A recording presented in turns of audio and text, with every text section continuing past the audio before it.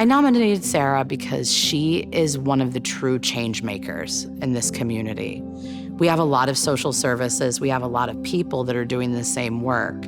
But what set Sara apart to me was her willingness to aggravate people. Uncomfortable is where change happens. And when you rattle a room full of people because you give them information that's factual and uncomfortable, they talk about it. In a nutshell, I work very, very closely with our vulnerable population here in Green Bay and now throughout the state. So folks that are incarcerated, folks that are not seen, people that feel like they don't have a voice, I advocate on their behalf. Sara's story in and of itself is inspirational. You know, she's had experiences that a lot of people could never imagine, and she's willing to share those. So I made some bad decisions many years ago, which resulted in me going to jail and prison. And while I was there, I really, I think the best way to say it is my heart hurt for people that were not in the same circumstances that I was in after I was getting released. I knew that many times they had nowhere to go when they left there. And when your basic needs aren't met, it's really pretty difficult to get back on your feet again.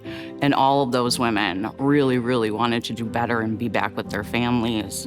Part of advocacy and part of making change is introducing the human element. And she's willing to do that. She's willing to share her story and her experiences with the public, with people she doesn't know and has no benefit of being vulnerable with, to show how much she believes in the work that we're doing. She's an agitator. She doesn't mind making people uncomfortable because she knows that if they're uncomfortable, they'll continue to talk about it. You know, the homeless population here in Green Bay has dramatically increased. And at the core of who I am, I think that everybody's basic needs should be met. We live in America, for goodness sakes. Everybody should be able to have a roof over their head and be able to know where they're getting their next meal and really, really just be heard and listened to. In this line of work, you're dealing with people that are going through probably the toughest times of their lives. And so integrity in this line of work is sitting with people and being okay with the fact that it's going to take a really long time for you to gain their trust. And people don't open up and talk about things until you gain their trust. You can't really help a person until they trust you. And so sometimes it takes years. The impact throughout the community over the different things that she's done since I've known her has been really widespread. She has initiated the Safe Park program through Wise Women. She helped get that up and going. She helped with Safe Shelter. She's developed community relationships with so many organizations that trust her judgment as a person and as a professional. So if there's a gap, if there's a need that arises, people within these organizations know that they can reach out to her and that she's well connected and spends a lot of time and energy developing those relationships so that she can call someone and say, we need this, what can you do about it?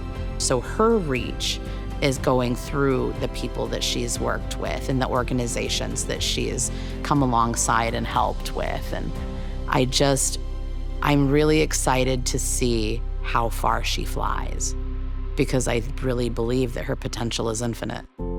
To know that somebody thinks that highly of you is pretty amazing. It's kind of a cool feeling because I think that of a lot of people.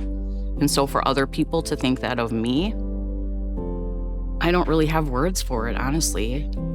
It's a cool feeling. I want people to